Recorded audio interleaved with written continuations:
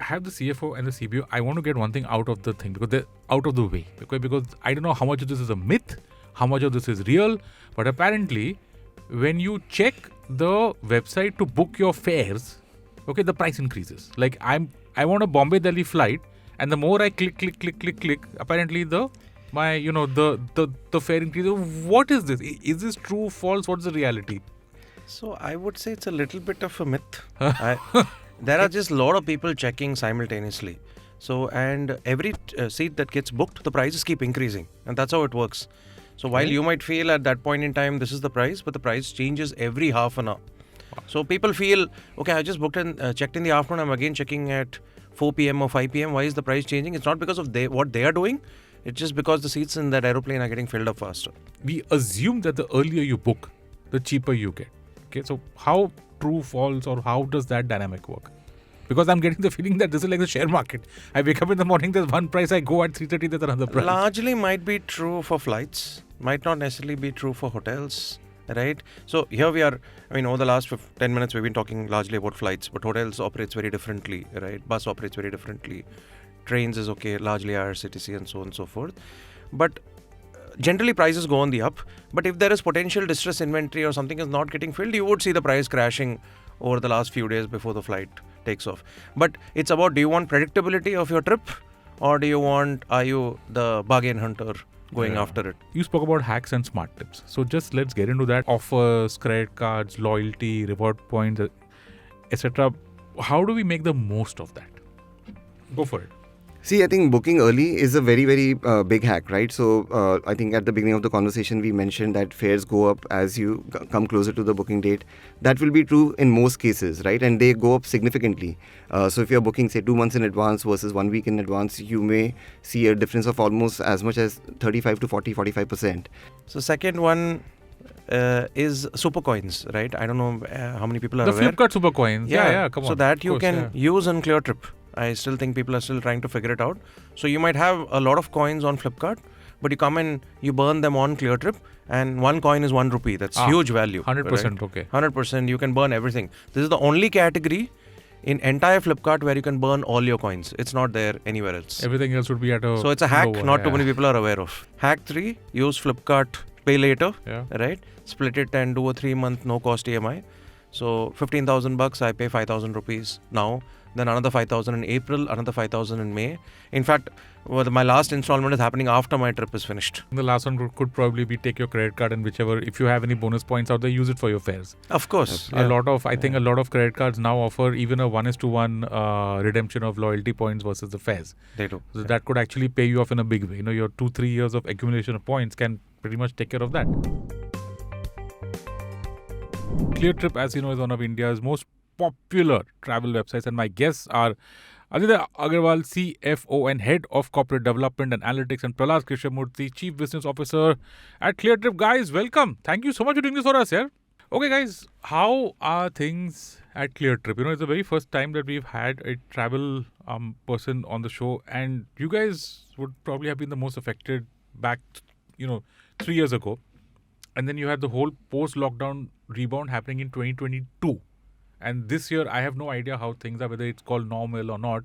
How have things been? Let's start from there. Yeah, so thanks, Anupam, for having us. Pleasure to be here, and greetings to all your listeners as well. You're right. I think 3 years ago when COVID happened, travel went to zero, right? And at the same time, all our customers were scrambling around looking for information, what's happening to their tickets, what's happening to their flights, what's happening to their refunds. So it has been a very, very difficult phase for the industry, and no different for ClearTrip. Very happy to say, right, that we've bounced back very well as a sector and as a company. Last year itself, domestic travel volumes actually exceeded pre-COVID levels for the industry. I think for ClearTrip, it exceeded actually a few months before that. International travel is also now coming back in a big way. So yeah, things have bounced back quite well. Travel is always a bit of a cyclical industry where when the economy is doing well, travel tends to do even better, and vice versa, right? So the economy went through a rough period and travel went through a rough patch as well, but now we are back. Good to know that. So how is travel today? let's say, what exactly is the traveler seeking, and how is that changed pre and post lockdown? I know that I have gone on a couple of trips, and things kind of seem the same to me from 2019 to 2023, except for the whole mask stuff and all that. And I'd taken a few trips, I think in 2022 or 2021, and those RT-PCR thing was a complete, मतलब दिमाग खराब हो गया. So guys, how's it? See, there is a serious answer to this, and there is a, I would say, more jovial answer to it. Let's start with the jovial. Okay. So, travel has become important for everybody. I mean, people are adding their bucket lists. It's especially for the younger generation. They definitely want to go out, right? They don't have the qualms about how we were 15 years ago. Yaar, boss kya bolega? Yeah, how will I be perceived in office? It's become like an essential need, which is very, very great. And the holidays are becoming even more exotic, right? What we could do or afford in our 35s and 40s, people are doing it in their 25s, right? Accessibility of all the airlines to nearby locations. Europe is closer. Southeast Asia has become huge, right? Dubai has opened up for everybody else as well, rather than only a corridor between the south of India and there. So I think accessibility has dramatically changed, and people are looking to travel more and more. The serious answer is that flexibility has become very important, right? So pre-COVID, people were okay booking and sticking to their plans. Now it's become extremely uncertain. If anybody has a fever or a cough, they don't fly anymore. This was not the case in 2019, right? So people are looking for more flexibility. People are looking for plans where they can change their tickets, amend their tickets. That has fundamentally changed the industry. So I hope that Yeah. answers. What are the funkiest destinations that you guys have come across, which make you go, how, why people think it's... So we came across Georgia last week. So Hey. people are going from here to Abu Dhabi, then to Georgia. I even forgot the name of the Country city. or city in US? Because you got to be clear about that. Georgia is a country. Ah. It's in a city in Georgia. Tbilisi in Tbilisi, Georgia. yeah. That was- I went there, by the way. Yeah. Oh my God. Okay. Where on the good God's planet Earth is the... I'm sorry for So showing my Georgia ignorance, but where Georgia is is Eastern Europe. So it's right on the border with Russia. It was in the former Soviet Union. Beautiful European city, right? The typical European city, got a sort of river flowing through the city, nice houses, good architecture, very, very good natural beauties. You can do adventure sports there. And it's been like a bit of an undiscovered spot. But yeah, places like that are now starting to take off in quite a big way. What's their currency and how much is that? No idea. No idea. But the next one which is doing well is Vietnam, right? So Vietnam is... It wasn't accessible. If you talk about Southeast Asia, always Malaysia maybe at one point in time. Then Thailand kind of picked up. मैं सिर्फ Singapore तक गया हूँ उसके आगे मुझे पता भी नहीं what's the But scene, Vietnam का पूरा corridor खुल गया. It's quite good. So what's that corridor look like? So a lot of for example, there is Vietjet, there is Indigo, there is Air Asia International. Multiple these carriers are made it extremely affordable actually for Indians to kind of hit Vietnam and come back. The policies of visa have become very friendly. So it's become like rather than going from Bangalore to Delhi, it's the same. One more half an hour you are in Manila. No, that's Philippines. No, the Vietnam's is Ho Chi Minh City. Ho Chi Minh Yeah? City. Yeah. What about within India? How is that picked up? Any trends out there that you guys can see? And because anything beyond the popular destinations, like for us, Goa was the most obvious one, and anything else? But Goa trumps it. I mean, still good, huh? Yeah, it's amazing. How much ever. The new airport, It's very good. I've been told is awesome. How much ever cliche it is, people are still flocking to Goa like crazy. It's our number one destination. Number one destination in India on clear trip is Goa. Yeah, because you'll have everybody from Delhi to Goa, Bangalore to Goa, Bombay to Goa. It's Accessibility Calcutta. is damn easy. Increased. Yeah, quite. And I think Delhi Goa, that's the most north you can think of. Delhi Goa is what, 2 hours? Yeah, Yeah. 2.5 hours. By flight? 2 hours. Yeah, about. 2 hours. That's Wow, that's amazing. Bangalore, Goa is an hour. So Okay.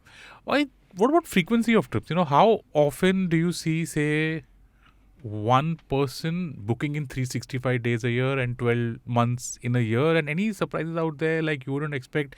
Is there a season, off-season, on-season, anything like that? Yeah, so I think travel is sort of a category where maybe the frequency of purchase is, say, different from e-commerce, right? So travel frequency would be, say, 2 to 3 times a year typically for the average customer. That's also because the customer base is expanding rapidly, right? We've gone from about 20 million unique flight passengers till a few years ago to about 40 million, and that's again projected to double in the next 3 or 4 years. So that base is widening, so that average remains, I would say, 2 to 3 trips. But within that, there are large variations, right? And people who have been more comfortable traveling in the past, there the frequency has definitely gone up. Again, for the same reason, right? People are now happy to make sort of plans on the fly that, okay, now there's a couple of days that I have available. Why don't I quickly check that place out? The other trend is work from anywhere, right? So companies have gotten much more comfortable with remote working. They are giving those flexible options to their employees. And we are seeing increasingly, right? People are finding sort of a nice spot somewhere where they can work out of for 2 weeks while their kids are chilling out. So that is another interesting trend that we are seeing. Nice. Okay, I have the CFO and the CBO. I want to get one thing out of the thing because they're out of the way. Because I don't know how much of this is a myth, how much of this is real. But apparently, when you check the website to book your fares, okay, the price increases. Like I want a Bombay Delhi flight, and the more I click, apparently the fare increases. What is this? Is this true, false? What's the reality? So I would say it's a little bit of a myth. There are just a lot of people checking simultaneously. So, and every seat that gets booked, the prices keep increasing. And that's how it works. So while you might feel at that point in time, this is the price, but the price changes every half an hour. Wow. So people feel, okay, I just booked and checked in the afternoon. I'm again checking at 4 p.m. or 5 p.m. Why is the price changing? It's not because of what they are doing. It's just because the seats in that aeroplane are getting filled up faster. Largely. So airlines have dynamic pricing, right? So they have different number of seats available at different fare buckets, and that's what sort of, as those buckets keep getting filled, you keep moving to the different bucket. See, we as a OTA, right, as Cleartrip, we will never sort of change the prices. The prices come from the airlines, and that keeps changing as the seats get filled up. Yeah. Yeah. Do you guys have any hacks? Like, I'm doing a Bombay Delhi trip in some time. So can you guys, have a special quota for podcast hosts, which gives you 50% off or 90% off, other people here also might be interested. I know, but on a more serious note, is there, we assume that the earlier you book, the cheaper you get. Okay. So how true, false, or how does that dynamic work?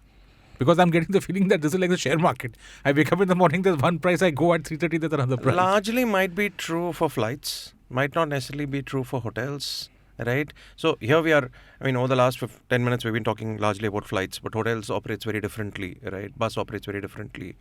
Trains is okay, largely IRCTC and so on and so forth. But generally prices go on the up. But if there is potential distress inventory or something is not getting filled, you would see the price crashing over the last few days before the flight takes off. But it's about, do you want predictability of your trip, or are you the bargain hunter going after it? A lot of people are bargain hunters. I'm pretty sure. What's happening in hotels? Because I think I just saw a news clip today morning about, I think it was Indian Hotels saying that now they're at least 19-20% above pre-COVID levels, which I think is a staggering number. For the hotel industry, which for the longest time was dealing with a lot of issues of capacity and prices and all that. For them to say this now in 2023 is a big thing. What do you guys think? So the cream, the 5 stars, 4 stars, the premium properties have seen a crazy bounce back, right? And when they're quoting these numbers, it's not necessarily occupancy, it's among the yield they're getting. So people are paying a larger premium now because last minute booking is kind of increased. It's not only about planning, like I spoke about the uncertainty. Yeah. So the more last minute you're booking, the prices are a little higher. So the yields are overall much, much better. It's a great relief for the industry because it was an extremely tough period. And not only, let's say, Indian hotels, you go to any of these top chains, everybody's talking about expansion in India, which is a great sign for us. It's a great sign. I know of enough people, who come to our show. You guys have come in from Bangalore. I have a lot of other guests who travel here. And they can't figure the room rents out here in this area. Maybe because there are some 5 stars or whatever whose location is an advantage. But these guys can quote whatever numbers they want. I've heard some wild stuff about 25,000 a night, 16,000 a night for stuff which used to be at 8,000-9,000 or something. I don't know what the experience is in Bangalore. See, there is a very high level of seasonality, right, in the hotels industry. So there will be peak periods, there will be peak months. And that is when prices can reach like crazy levels.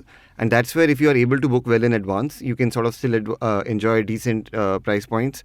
Overall, as an industry, I would still say, right, that this is an industry which needs to have excess capacity to cater to peak demand and still maintain that entire cost structure throughout the year, right? So they need to obviously average it out because their costs are sort of fixed throughout the year, and they get to really make money in a few months every year. So that's why you will see peak pricing at those times. Nice. And that's why location can really be critical, right? Especially in metro cities where people are traveling for work, traveling for business. There's one conference happening and you will see like all the hotels getting filled up on those 2 dates. So suddenly you will not expect that, okay, this is not really a peak period, but why are all the hotels in this on those 2-3 dates full? Because some conference is going on or some event is going on, IPL is going on or something. Yeah, And that's just starting. exactly. IPL is just starting. Exactly. Okay. Last question before we go into the break, guys. What's new at ClearTrip, and what are you solving for travelers across the board?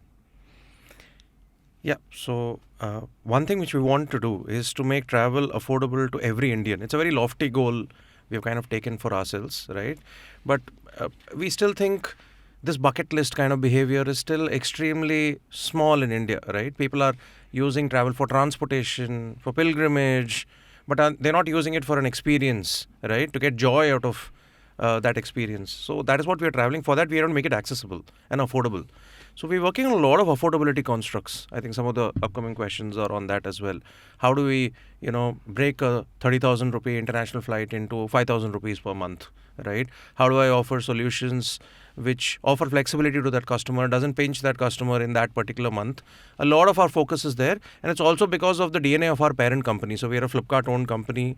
Flipkart is known for disrupting value in e-commerce in India, and we hope to do the same in this space. Yeah, and the acquisition happened in 2021, and I like the fact that the site before and after the acquisition is pretty much the same. I mean, that's what there's a very there's a simplicity to it, and I'm sure it requires a lot There's of actually a lot of changes that happened, but I'm glad you are saying that, which means it is very non-intrusive. Yeah. I mean, So our approach is design first, very non-intrusive, right? If there's anything which is intrusive to the customer, we would stay away from it, and that's been our approach and DNA in ClearTrip at least. yeah. I mean, See, when Flipkart bought ClearTrip, right, they obviously liked a lot of things that ClearTrip was doing. And one of those was the user interface, which has been sort of cult, right, almost for many years with the customers. So that was obviously key, that they wanted to retain that, they wanted to retain the brand, they wanted to retain that look and feel and enhance it, right? So like Prahlad is saying, we've made a lot of changes, but a lot of those are sort of at the back end. So people are seeing a much better user experience while retaining that original essence of ClearTrip. Okay, let's get into this concept. Travel as an investment, what you were just saying, and travel not as an expense. You spoke about how people need to, you are solving for that. Let's talk about that. What's the thought process first? So let me talk about the emotion maybe for it, first, right? Let me try. There is whenever you go on a holiday, I'm not talking about a corporate travel or you're going to meet somebody, friends or family or whatnot. I'm more talking about holidays in particular. People do it to there's this concept of a break. That's why it's called a break. It's called a vacation. You're switching off or whatever you want to call it. I think it's extremely important for every individual, especially in a high stress environment over the last few years, which everybody is kind of living in, right? That is already accelerating, and we want to jump on that bandwagon and help that even further, right? So like I mentioned, if you're dreaming of going to Dharamshala or wherever, we are saying please go to Bhutan, right? If you're dreaming of going to Sri Lanka, you can expand, you can go further to Maldives, wherever, just expand. At the same cost, are you able to do more, right? You were planning to take one holiday, is ClearTrip helping you take 2 holidays in the year? This is the thinking, which we largely have. Okay, then help me prepare a travel budget and fund it. I mean, how would you guys approach it? And let me give you some background on it, because we had a guest called Multiple, okay, which was on Paisa just a couple of months ago, and they talk about how, I mean, they solve for goals with investments, saying that, okay, you want to do a trip to US, probably cost 5 lakhs, prepare for it 10 months in advance, save this, that, versus just swipe your credit card and stuff like that, which I think is a pretty good idea. It's a pretty interesting idea. And then they recommend mutual funds for this. I want you guys to help me here with how to approach a travel budget and just plan for this whole thing. Anybody can go for that. Yeah, go for it. Yeah, so see, I think typically the way we want to approach it is that you start with your wish list, right? You start with what you want to do. I want to go to a foreign holiday, right, with my family, which I've never done before. And then we sort of work backwards from there and try and see how we can provide that, right, within whatever constraints you may have. Basically, it's a dream state, right? So dream state that the customer is in, starting from there. Yeah, sorry. Yeah, no. So, yeah, please feel free to chip in. So, the idea is that what is your desire? What is your dream state? And how can we work towards that? So, there will be, so instead of looking at it as a one large item, right, that this is going to cost 50,000 or 1 lakh bucks for me, we can break it down. We can work with our partners to make sure that it can come in pieces that sort of you can afford, given sort of whatever your financial profile is. We also work out great deals with our partners, right, with airlines and with hotels and with experience providers.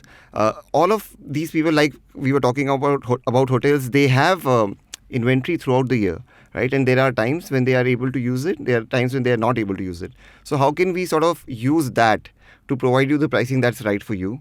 How can we also the other way to sort of solve for it is that there are hacks that we know. For example, if you book early, you will get cheaper fares, but you're not able to book early because you're not sure of your dates. So how can we provide you some insurance-backed products which will take away the pinch from you if you decide to change your plans, but it still gives you that option of booking early and benefiting from that price? How can we provide you, for example, return fares, which might turn out to be much cheaper than one-way fares? So we work backwards from sort of what the end goal is and then try and find a solution which fits So if you take, for budget. example, there is a product we have which is called FlexMax, right? Let's say I'm booking 2 months upfront. I'm booking some holiday, right? It gives me flexibility to change the airline. It gives me flexibility to amend the airline at hardly any cost. Maybe a 300 to a 700 rupees. That's it. But vis-a-vis, you actually cancel a ticket, it's going to cost you thousands of rupees, right?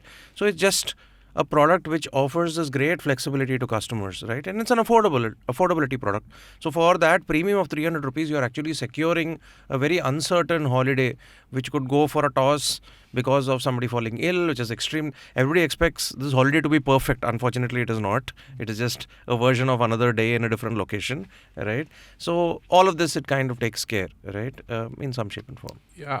So there's a thing that's been happening, a thought process of the last, decade or so, stuff like FIRE and, financially independent, retire early. One of the things that I used to keep on hearing was buy the experience, not the asset, in the sense that do things that you will remember. And travel kind of is number one out there. So from that comes a specific saving habit, like don't be impulsive and buy, say, 10 shirts. Just save on that money. You'll probably be better off when you do a tour or travel or a vacation somewhere. Use that same money out there, because money is limited, right? Not everybody has unlimited money. And that's interestingly sort of, that was one of our campaign ideas last year when we had a sort of big billion day event. And that was the time when all the e-commerce majors also have their annual sales events, right, around the festive season. And the newspapers are full of those ads that buy 10 shirts, buy a new mobile phone. And we came up with this idea, right, that for the same price of, a mobile phone or even a T-shirt or a new pair of shoes, you can get a holiday, right? Which is a lifetime experience. Experience. That's what I'm talking about.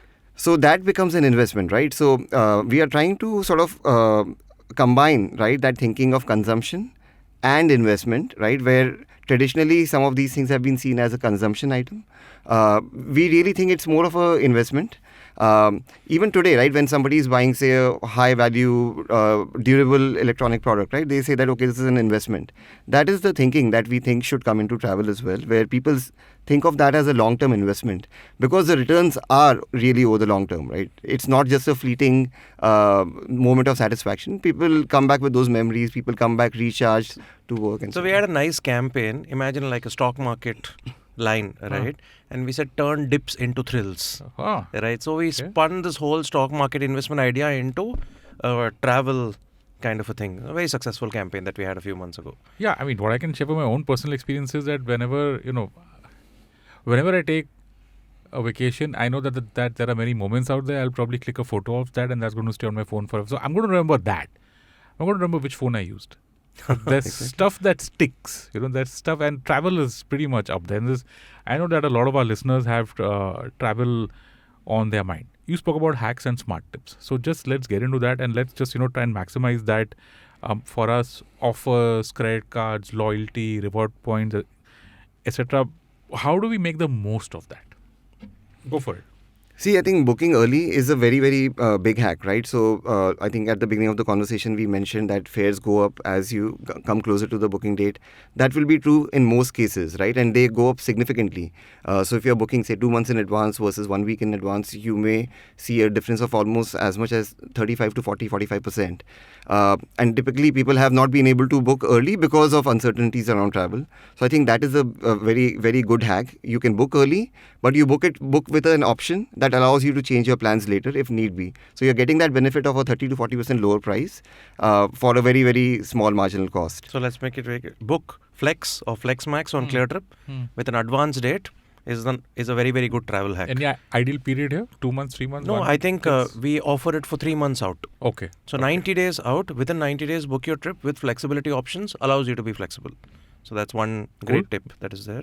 Let's go further. What else? So second one is super coins, right? I don't know how many people are The aware. Flipkart super coins. Yeah, come on. So that Of you course, can use on ClearTrip. I still think people are still trying to figure it out. So you might have a lot of coins on Flipkart, but you come and you burn them on ClearTrip, and 1 coin is 1 rupee. That's huge value. 100%, right? okay. 100%. You can burn everything. This is the only category in entire Flipkart where you can burn all your coins. It's not there anywhere else. Everything else would be at a So it's a hack lower, not too many people are aware of. Folks, that's one more. Yeah, see, I think booking return fares is always something that we advise. We are able to strike very good deals with all our airline partners for return fares. So that is something that we recommend. For international travel, we are also able to provide very interesting combinations, right? So instead of maybe taking a direct flight, sometimes we will recommend maybe you take an indirect flight, right? You have a short layover, but we can provide a much better fare, right, by combining fares from different airlines. So that is another interesting hack that works especially well for international travel. So Then- that's 3 hacks. Go on, please. Yeah, the number 4, right? Buy now, pay later. I mean, you spoke about multiple. There are various other companies out there. So Flipkart Buy Now, Pay Later is live on ClearTrip, right? So it's one of the largest programs which is there. Then you have Zest Money, you have Simple, you have Lazy Pay. All these options are there on on ClearTrip. So you can potentially break it down into 3 months, into 6 months. In many places, there is no cost EMI. So you take your full amount and you divide it by 3, divided by 6. So that's actually a good and great hack, which is there Nice. as well. Anything else? Yeah, one more which I can add is that sometimes you pick something which is off the beaten track, right? So in peak season, you will typically find that your all your usual choices are sold out, or they are going at very, very high prices, high fares. But we can come up with recommendations, right, of places that are unique or less discovered, right? Where not only will you get a slightly different experience, maybe less crowded, but it will be lighter on your wallet as well, right? Because the most popular destinations will get sold out first. But yeah, there will be some very, very interesting destinations. So if you are able to discover those, find those, you can definitely manage maybe say a longer holiday within the same budget as well. Amazing. And folks, just small note, please repay your buy now, pay later. Don't mess up your credit cards. Go for a trip to the wherever, because these things do impact the credit score. Yeah, absolutely. So please be mindful of that. So let's make this real. Okay, let's do a case study. Let's say there's someone who wants to go to an offbeat place. Okay, you said 3 months earlier, right? So let's implement all these hacks. I mean, if he's planning his travel budget, Georgia, let's say, Sure. can we put numbers to that? Okay, we're Yeah. in March. Let's say, so ideally 3 months down the line, let's say that he's looking at end June. Is that comfortable? Maybe we should take a domestic. So the Why hacks not? are higher Yeah, on yeah. domestic. Oh, yeah, please go Yeah, ahead. so let's take maybe a Leh Ladakh or something like that. Okay, Do yeah. you think that'll help? Of course it will. Well, Yeah. So let's say 3 months out. I'm sitting we are in end of March, yeah. right? So I want to book something in May. I'm still not sure about my summer camp for my kids. When is it coming? When my wife's not finalized the itinerary. So let's say 10th May I book my Leh trip from Bangalore to Leh, right? Okay. So I book a FlexMax, which will be $499 on top of my Fair. existing ticket. Yeah.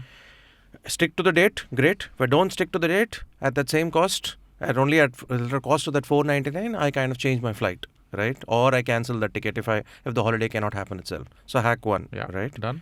Hack 2, right? I have 500 super coins because of my mobile phone purchase, my TV purchase on Flipkart. I take these super coins and I burn it for $500 discount on ClearTrip. So hack 2, so my price further reduces. Yeah. Right. Hack 3, use Flipkart pay later, Yeah. right? Split it and do a 3-month no cost EMI. So 15,000 bucks, I pay 5,000 rupees now. Then another 5,000 in April, another 5,000 in May. In fact, my last installment is happening after my trip is finished, Huh. right? So nothing like it. So I experience it and I feel actually better about paying that last EMI maybe. Yeah. Yeah. And I think the last one could probably be take your credit card and whichever, if you have any bonus points out there, use it for your fares. Of course. A lot of, I think a lot of credit cards now offer even a 1:1 redemption of loyalty points versus the fares. They do. So that could actually pay you off in a big way. Your 2-3 years of accumulation of points can pretty much take care of that. I think some hotels, but that might be a little bit high end. Some hotels also offer a 1:1 program. But those are, I think, for slightly higher end cards. Yeah, actually, we didn't speak about one simple hack, but people miss out on it quite a bit. What is it? Yeah. See, people book very short holidays, 2 days, 3 days, and they spend a lot of money up and down on the airfare. By just extending it by another 2-3 days, your hotel cost actually come down because a lot of hotels offers 1 night extra free. Is that right? For 4 nights and 5. So there are a lot of incentives to push your number of days to 4 and 5. But just because you need to maybe get back to work, everybody cuts their holidays short. But if you take permission from whoever you need to and extend it by 2-3 more days, your return of investment on that cost is much, much larger and higher. So if I've got you right, you're saying that the per night room rent for a 2-night, stay is probably higher than what it is for a 4-night stay. Definitely. Yes. Okay, you're right. I didn't know about that. Especially in premium properties. And who wouldn't want to go to premium property? Yes. So I think it's a hack which has been out there in the market for a long time, and that's why you would find people and the hotels trying to combine, saying I'm selling for 4 nights, why I'll give you plus 1 night free and whatnot. So are you extracting your air ticket very well by spending 1 or 2 more days in your location? That's an easy hack. And what about flights? I mean, you spoke about how you should take a layover and stuff like that, but the really good fares are for like 8-hour layovers and stuff that just saps you of energy. Wahi itna thak gaya to kahan jaake, where are you going to? Yeah, so it has to be an option that works, right? So it can't be a impractical option where you are actually not even looking forward to it, right? So it has to be, and it will work mostly for international travel, but it depends on the ability that we have of sort of pulling in fares from different airlines, different providers, consolidators, and still give you a reasonable option, right? So yeah, with a comfortable, say, a 2-hour layover, can you find a fare which is like 15-20% cheaper? Then it will be worth it, right? Not at the cost of ruining your holiday, but yeah, by making a small tweak to your holiday plans, can you still get a much better price? And some of the airports in India have started to become amazing. We just came from Bangalore, T2, right? Delhi, you have T3, Bombay, you have T2. It's okay. I don't mind spending 4 hours in this airport. That's part of my holiday as well, right? Yeah. Just like you don't mind spending time in the Singapore airport. It's Changi's, amazing, yeah. right? You can just- So if all our airports are catching up to those levels, you would be okay spending 2 more hours because you are having some fancy lunch there. You're going to some kind of a mini park inside the airport.